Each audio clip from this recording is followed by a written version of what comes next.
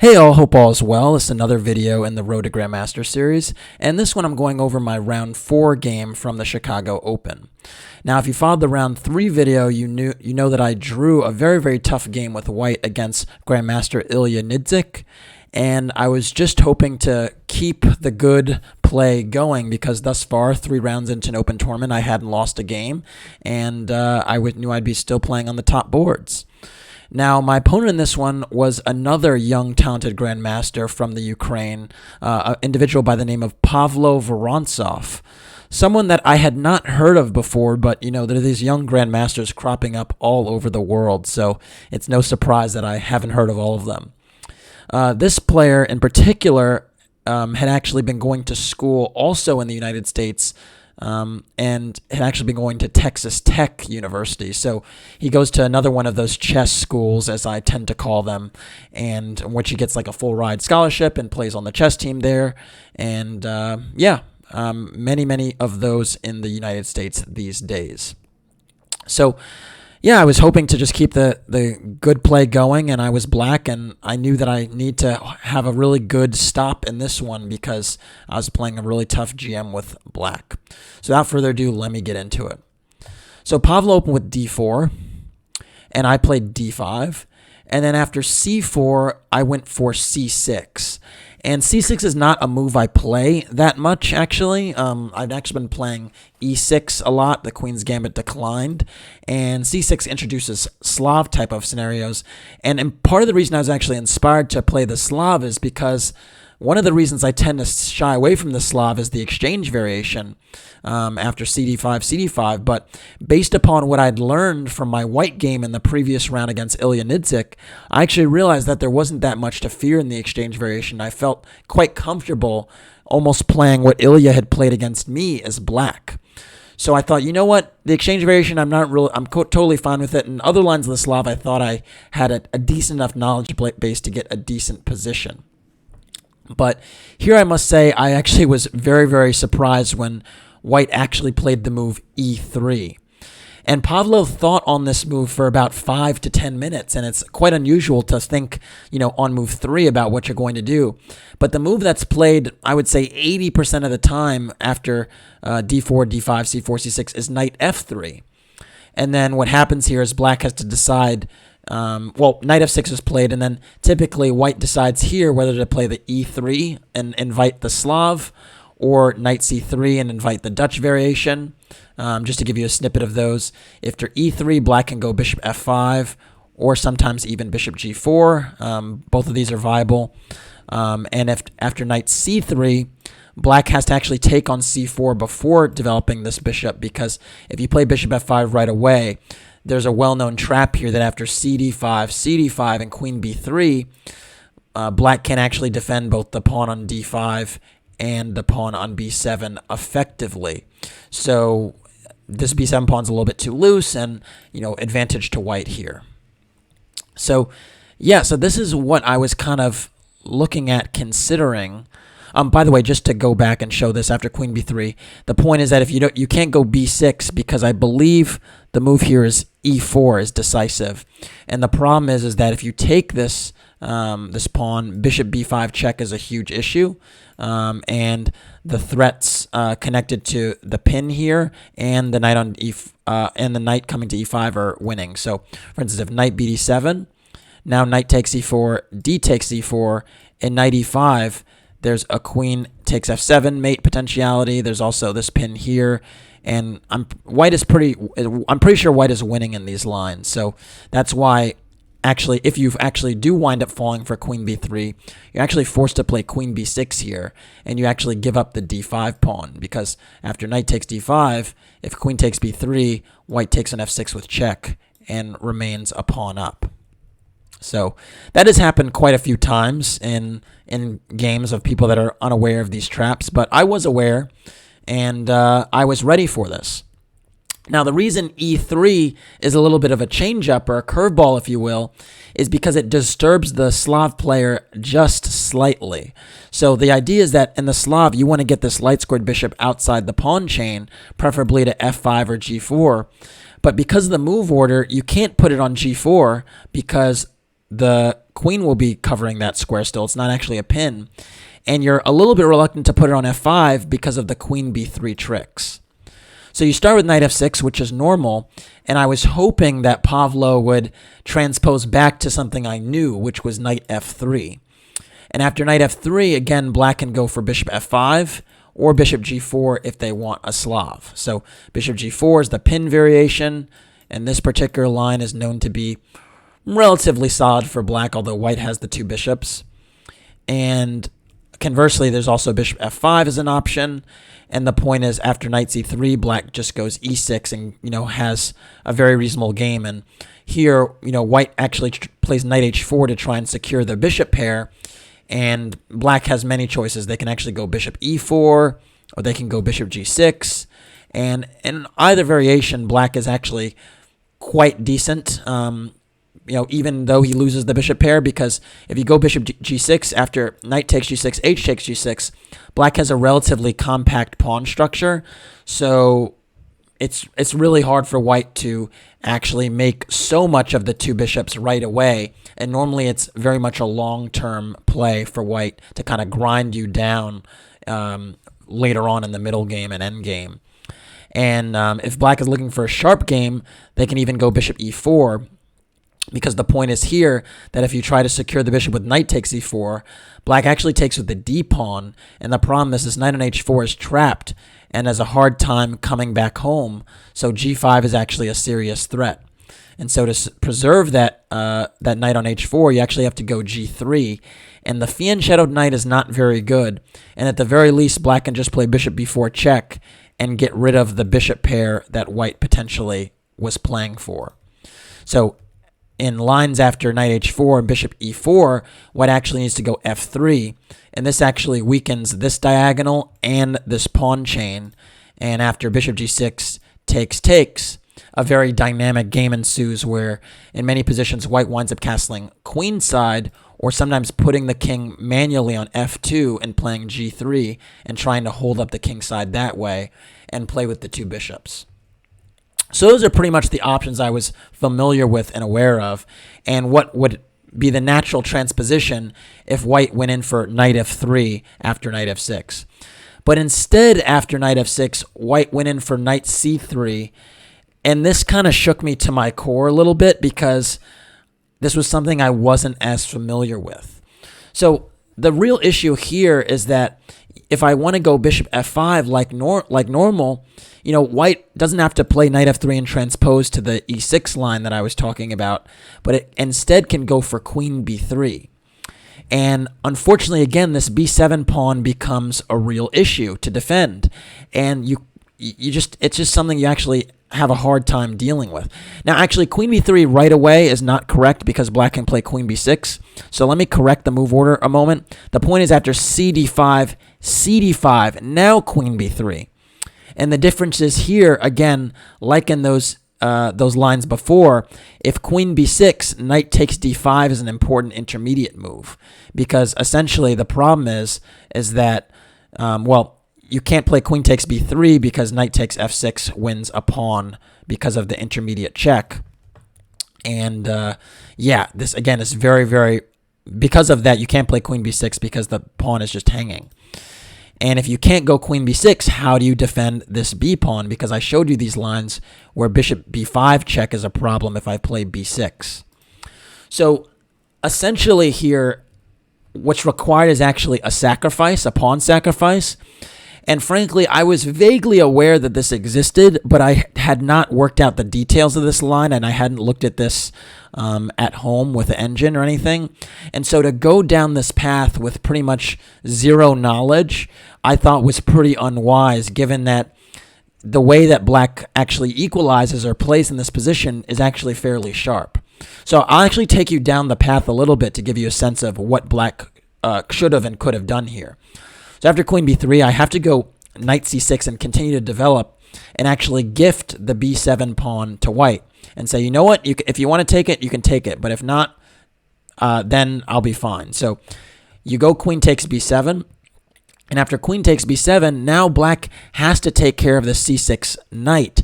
And the only good way to do that is actually to bring the bishop back from f5 to d7. which you might say theoretically is kind of a passive position. The bishop was on an active diagonal there. Why does it have to come back? Well, really, it's to deal with these bishop b5 moves that actually were pinning the knight all the time. You pretty much had to deal with that as an idea. And so that's why you have to bring it back. And now, actually, black has this threat rook b8, which is actually quite dangerous because if white plays like a normal developing move, after rook b8, it's actually black that has the winning position because the only square that the queen can go to is a6. And after knight b4 hitting the queen again, there's also a fork on c2, and that check cannot be tolerated. So essentially, after bishop d7, white's actually forced to bring the queen back home. And after queen b3, now I can go rook b8, hitting the queen yet again. And then after queen d1, white is actually a pawn up, and black kind of has like maybe a slight lead in development and activity, but white is a pawn up, and this pawn, is definitely a long-term asset. So in return for this pawn, black has to actually play quite actively to justify the deficit, and the move here is actually e5, trying to kind of open up the position, play bishop d6, castles, and so on. And frankly, I just wasn't quite prepared to go in for this line because I just didn't have enough knowledge of it. And frankly, I'm not even sure I would have seen all of this. I mean, I knew about bishop d7, but I didn't know about e5 here. I didn't know whether I was just supposed to play e6 or anything like that. And yeah, just a tough position to go in for without a lot of knowledge. The other thing that bothered me is even when I open up the position, if white elects to... White has two moves here. They can actually go knight f3, or they can go d takes e5. And what bothered me about d takes e5 is now after knight takes e5, not only am I a pawn down, but I also have 3 pawn islands to white's 2 islands, right? Because I have this isolated pawn on d5 and another Islani on a7. So to me, it was like, not only am I pawn down, I also have the structural deficit.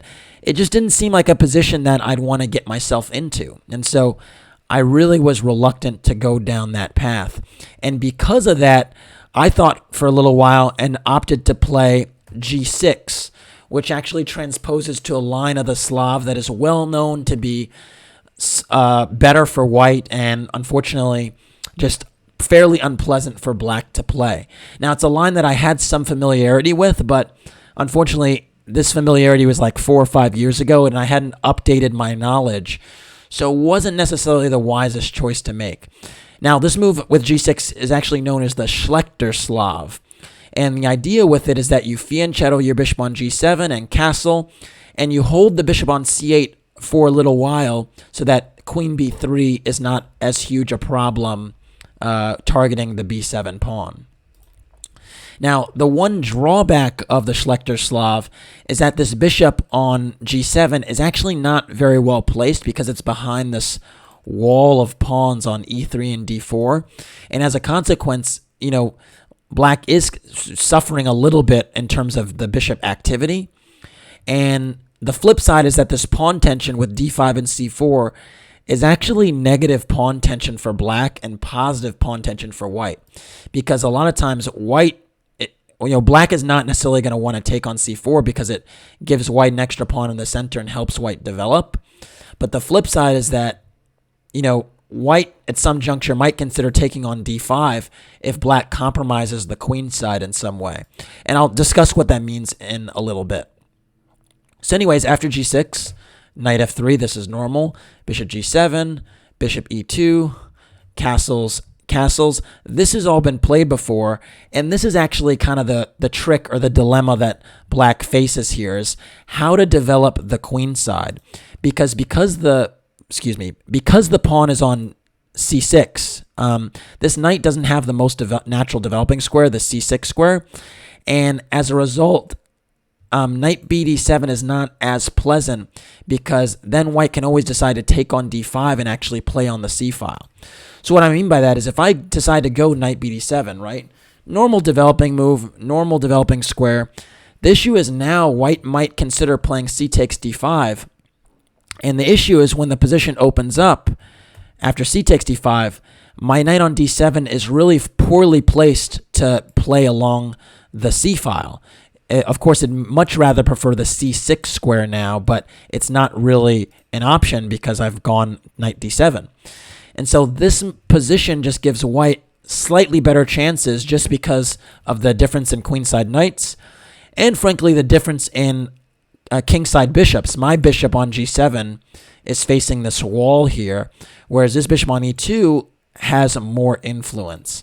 And, this type of scenario with queen b3 again, eyeing both of these pawns, and then e6 and bishop d2, it just seems like white is a little bit faster on the c file, and black has to be very, very careful not to, get run over on that file. So knight bd7 is a move that, is played quite a bit, but is just a move where black is groveling to equalize. The other move in the position is bishop g4. But as we know, or should know now from what I talked about when you move this bishop away from the c8 square, is now the b7 pawn is a little bit loose. So now white can actually play queen b3, and again you have this problem where there's this tension here and this tension on d5, and you don't really want to go b6 because it weakens too many light squares.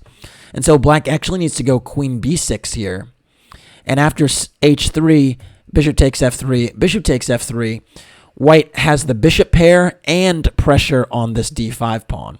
And again, black is not losing here by any means and can play e6 and has a relatively solid pawn chain. But he's definitely groveling here for equality, and it's just a position that's kind of unpleasant to play because white can kind of play for this slow grind. So, yeah, I just wasn't too keen on these types of positions, and frankly, my knowledge base hadn't been updated, and so this was just not the right opening choice for me to get into the Schlechter-Slav position, and I think I just got move ordered into it, and this was unfortunate because I didn't react properly. Now, because I was vaguely aware of some of those strategies that I've been showing you, I actually decided to play a move that is playable but not very good, and it's the move b6. And my idea with b6 was to keep the knight on b8 a little bit longer so that if c takes d5 was played, my knight can actually develop to c6. So the point is, if c takes d5, c takes d5, and a move like queen b3 now, well, now I thought I have bishop b7, bishop d2, and again, my knight can come to c6, and this is actually totally fine for black because I'd have knight a5 with tempo. I could potentially hop into c4, and my knight that was doing nothing on d7 is now quite active on c6. And not to mention the fact that my b pawn, or just the b file in general, is well taken care of. So I thought, this was a clever move, b6, because I'm waiting on, on white to kind of resolve the tension, and I can develop my queen side, my bishop on to b7, no harm, no foul. Well, it turns out after b6, white has the move a4, and this is actually a very, very strong move that's been played several times before, and it's just a very, very unpleasant to face. And the reason it's unpleasant is because now I've played b6, a5 is a valuable lever that actually can open the queen side and cause me some problems here. And it's just this negative pawn tension for me with a5 and b6 is not something that I necessarily want to contend with. And so let's just say I play bishop b7. After a5, potentially, b takes a5 is not a move you want to play because you weaken a lot of squares, and this pawn that's doubled is going to ultimately drop. And, well, if you stop that pawn from going to a5 with a move like a5, you're weakening the b5 square. And this has actually been played, a5, but the issue here is that after cd5, and b3, it kind of just goes to show how white's a little bit better on the queen side than black in a fairly symmetrical position. And what you have is after knight c6 and bishop a3 and bishop b7 and then rook c1, you basically see the difference here is that the knights are totally symmetrical, but it's really the bishops here. This bishop on a3 is doing a fantastic job eyeing the e7 square and just this diagonal in general, whereas my bishop on g7 is just biting on granite. And the same goes for the light squared bishops, where this bishop on e2 is doing a great job occupying some squares that can't be covered by my pawns, whereas my b7 bishop is biting on granite behind its own d5 pawn. So the point is that white is just very, very slightly better, and this nagging pressure is very, very difficult to overcome. So I saw a4, and then I saw some of the circumstances that could come after playing a5, and I really panicked because I didn't want to go down that line where I was kind of groveling and defending very passively, and I kind of lashed out as a consequence. And basically I should have gone down one of these lines that I said was unpleasant, but I didn't, and I really got punished for it because I went for the move d takes c4. And now anyone that's actually watched a few videos on my channel can actually tell me why d takes c4 is a bad move, right? It releases the tension in the center. It helps activate this bishop. Now I have less control in the middle, and it doesn't develop. But again, my panic made me lash out irrationally. And it's kind of funny how that happens because, sometimes when you panic, you do break some of your own rules. Now, after bishop takes c4, which is the obvious move, this bishop is greatly improved. Eyeing f7, very, very active here. I lack a foothold in the center, a huge, huge problem. Now here, my position is much, much worse, and I can try to grovel in some ways. One way I can grovel is to play c5 and try to lash out like that. The point is that if d takes c5, this wouldn't be such a huge deal, honestly, that I have split pawns here because my bishop is on the long diagonal, and I almost would have a Grunfeld type of compensation. Instead, after c5, the much better move would be d5, taking more space in the center. And white would be a great deal better here, but maybe I'd have some counterplay on the long diagonal in the long run. And I could maybe go for a move like bishop a6, trying to trade these bishops, or bishop g4, and give up the bishop pair, but try to play on the dark squares. Now, both these positions are much, much better for white because white has the two bishops, the two bishops there, and a nice control of the center, but I can fight. It's still a fight. Bishop a6 is not as attractive because in this position, white can actually play bishop b5. And this actually is another point behind the move a4, is that if I actually take on b5 now, after a takes b5, white has a really, really excellent light square bind here on my queenside pawns, and this pin is going to be very, very uncomfortable. For instance, after a6, white is not even obliged to capture because my rook is hanging and could continue with a move like queen d3 and put more pressure on the a6 pawn. And if I ever go a5, well, now the light squares are going to be problematic, and this b6 pawn might be weak in endgames because of knight a4. So bishop a6 is not as good as bishop c5 and bishop g4, but both lines are pleasant for white. And again, I should have maybe tried one of these because it's a little bit more active and gives me a fight. Another way to try would have been bishop a6 right away. And the point is now I trade the bishops, but there's not this bishop b5 move before that happened after c5 where the bishop's firmly anchored on that square. And after bishop a6, knight takes a6, and queen e2, white is still better because of the space advantage, first of all, and second of all, because my pawn on c6 is very weak. Essentially, if a rook ever comes to c1, it's going to be hard to defend this one.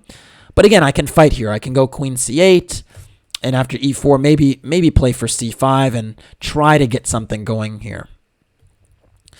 Instead, I did more harm to my position, and it was partly connected to the reason I played d takes c4 before, was because I didn't want to, after a5, to allow these c takes d5 symmetrical positions where my bishops were both faring pretty badly.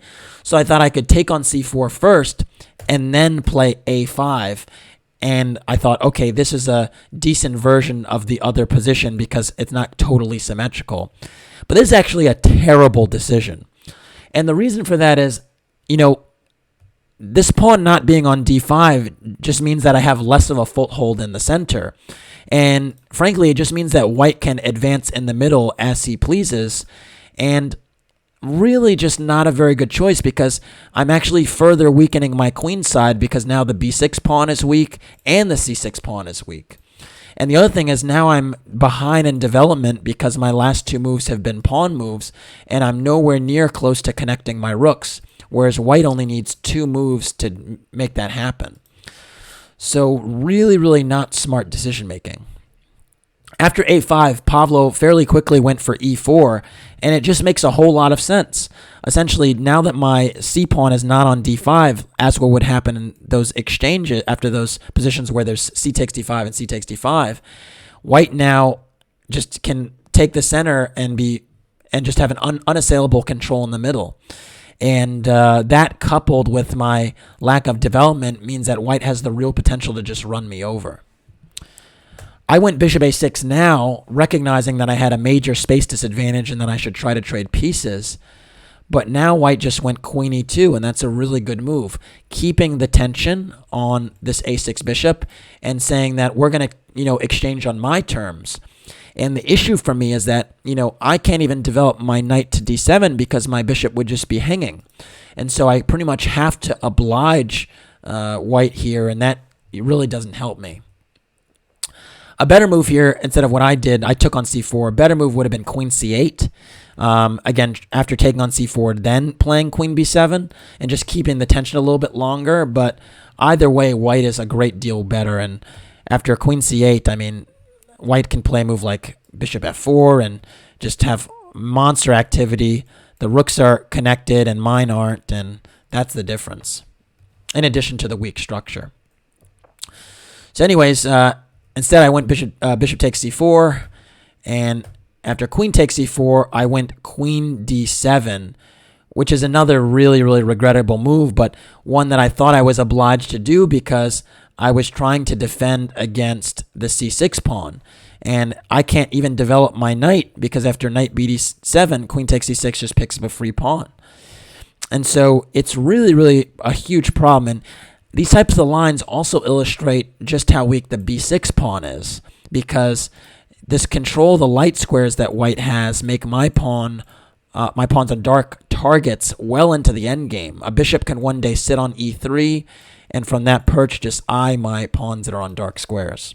So huge, huge problem.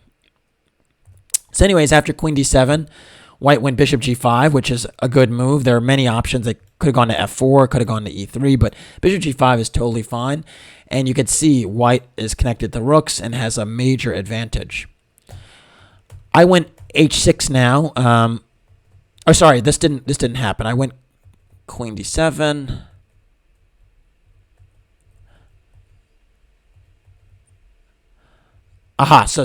My apologies. I actually messed up for a moment. So after bishop a6, queen e2, I actually did go queen c8 and hold the line a little bit longer.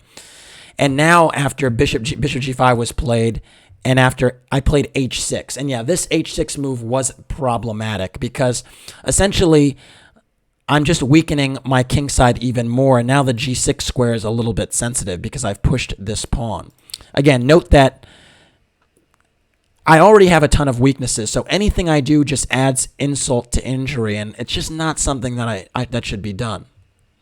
So after h6, white now went bishop f4, and is really happy because he actually probably was going to go to f4 all along, but now that he invoked a weakness with h6, it just helps his position even more. So I actually realized I had no space here at all, and I thought trading pieces would be the modus operandi when you lack space. So I actually went bishop takes c4, and after queen takes c4, I thought, okay, one minor piece is gone, but I'm still a great deal worse because of my queenside pawns and my h6 pawn. And I decided to go queen a6, trying to trade these queens. Now, even with the queen trade, white would be better, but actually when you have space, you want to, keep pieces on the board. And so white's move is actually quite obvious and quite logical, the move queen b3, saying, no, we're not trading queens here. Your queen on a6 is a very pathetic piece. Your knight is still on b8. I can keep pressure on this diagonal and the center. No need to trade queens here. And very, very good choice by white, because now I have, again, a tough time developing. I went g5 now, challenging the bishop on f4, but honestly, pushing these pawns just weakened my king even more. I thought, at least with the pawns here like this, I might get counterplay one day with g4, and maybe this h6 pawn would be a little bit more intact. But after g5 and bishop g3, you could see now this bishop is still reigning supreme on this diagonal. My pawn structure is kind of bad, and my rooks still aren't connected. After bishop g3, I went queen b7, and still I can't connect my rooks. The reason for this is if I went for knight bd7, I actually was wary of e5. Point being is that when my knight moves, now e6 is pretty much decisive. Attacking my knight on d7, and the pawn f7, if I take, I'm just losing my knight on d7 to check. So the issue here is, even, we're almost on move 20, and I still am not able to connect my rooks. And so queen b7 was a really, really sad reality in the position. After queen b7, white went h4, and I think this is an excellent move. Just trying to take advantage of some of the weaknesses I have in my position, and essentially using the g5 pawn as a lever to open up my king side. Now, you might say it's a little bit unusual to push your pawn on your own king side to weaken my king side. But the point is, this king is actually quite secure on g1, so moving the h-pawn doesn't change that. So very, very good decision by white. And the issue is that my g5 pawn is just under fire twice. And so if I take on h4, well, then bishop takes h4 is an option, or even knight takes h4. Either is quite attractive. Perhaps this knight will want to run to f5. And to stop knight f5, I'd have to play e6, which weakens even more squares, dark squares around my king. And then the knight goes back and says, you know what? I got what I wanted out of this exchange. An extra pawn island here and more squares to operate with.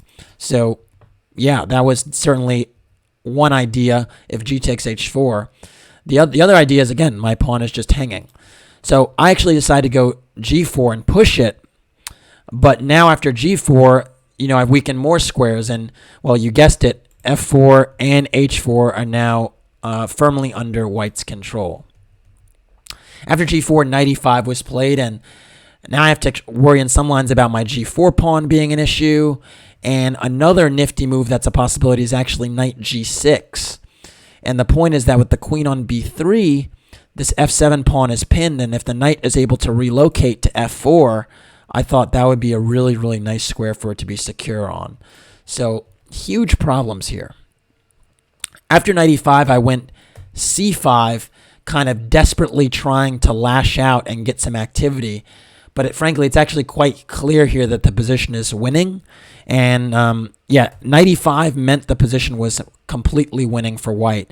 And really, just by simple developing moves, now all that white needs to do is get the rooks to the center and crash in the middle, because I'm not prepared for it.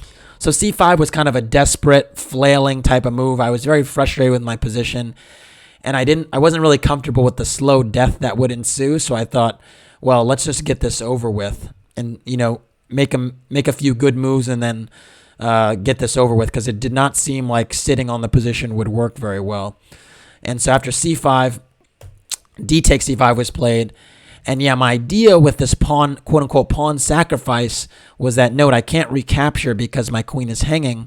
But I thought for the moment, the knight on e5 is a little less secure than it was a move ago with the pawn protecting it on d4. So my idea was actually to go knight h5. And my point is, after h5, I'm hitting the g3 bishop and the knight on e5. So I thought it was a little bit clever that I'm actually getting some type of counterplay for the moment. And here white has many, many, many options to cause me great pain and problems, but I think white found one of the more efficient ones. So why don't you pause the video and try to figure out white to play here and just get a dominant position.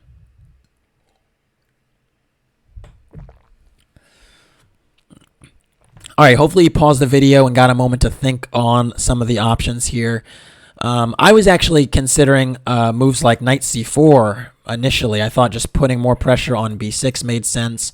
But actually, after knight takes g3, f takes g3, it's not totally over. I mean, I have a bishop on this diagonal. I maybe can fight a little bit longer after knight d7. If there's some trades here. I might be able to go rook b8, and the game continues. Instead, white found a very, very precise way to play, and it's actually, I think, the best move, and it's the move knight d5. And the reason it's so strong is that this knight that's so totally centralized now is eyeing the b6 pawn multiple times now, and now this queen on b3 protects the bishop on g3 horizontally. So it just does a really good job of attacking and defending, and it ensures that nothing is hanging in white's camp, and he's maintained all of the activity. So I recognized here that I am in deep trouble because this knight on d5 is just threatening too much stuff. Another thing that's a threat is actually c6. Point being that let's say I make a nothing move, like let's say I go like rook a7. Just not rook a7. Let's say I go rook d8, hypothetically. Well, now c6 is a huge problem because after knight takes c6 and knight takes, I can't recapture with the queen because of this family fork, which is decisive. So essentially the knight on d5 coupled with the other knight, creates some real tactical opportunities as well. So because of that, I played knight takes g3 first. I'm just getting rid of that bishop, which was the idea I was going for anyway. But now after queen takes g3, I have new problems because now g4 is hanging, b6 is still hanging, and even though I have a bishop, it doesn't matter because this pawn on g4 is way too far advanced. I wish this pawn could go back to g6 now, and this one could go back to h7, and my position would be halfway playable. But with the pawns so far advanced now, my king is just a sitting target.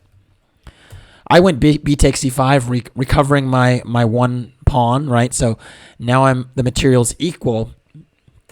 But now rook a3 was played, and this is another really, really good move. Not giving me any rest, really, and just threatening rook b3. And once this rook comes to b3, white is more active than ever.